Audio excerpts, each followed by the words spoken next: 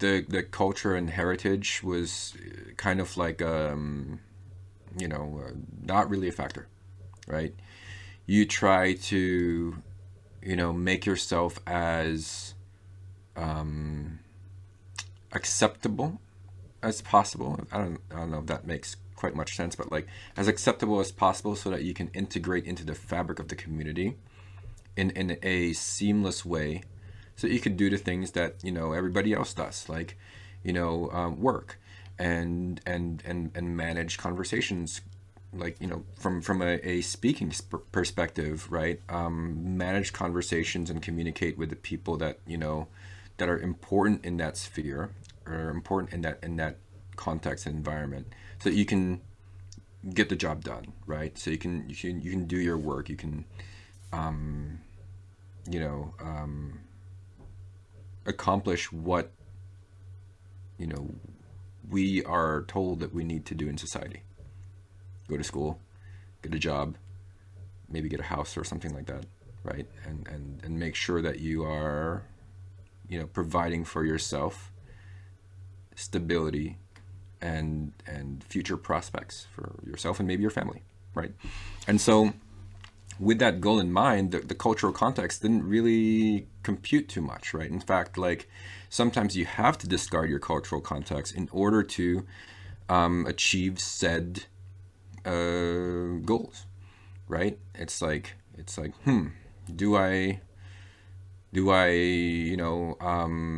speak English with the Filipino accent in order to get this job, or is that going to be actually hurtful towards my prospects, right?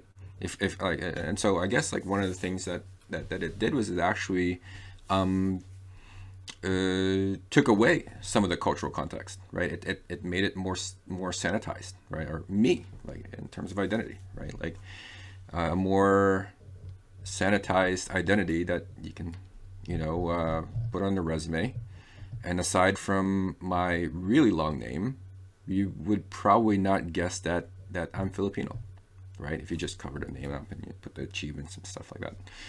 And so, in some ways, suppressing your cultural background and identity became an acceptable way to move forward in the community, which I now see to be, I don't know if it was necessary at the time, but I understand why I did it. And I understand why some people would do that. I do think now that there's power in connection and reconnecting with that identity, and making sure that the future generations know that they might not have to do that anymore, right? Because if we become the people that show that, hey, I can be I can be this person who's moved up in the world with this amount of connections, and I can have impact and show that, like, I can from a like just a family perspective, right? I'm a father and a husband, that I can support and provide for my family, while maintaining the cultural context and identity. Then they can see, hey, you know what? That's actually pretty cool to be a Filipina Latina.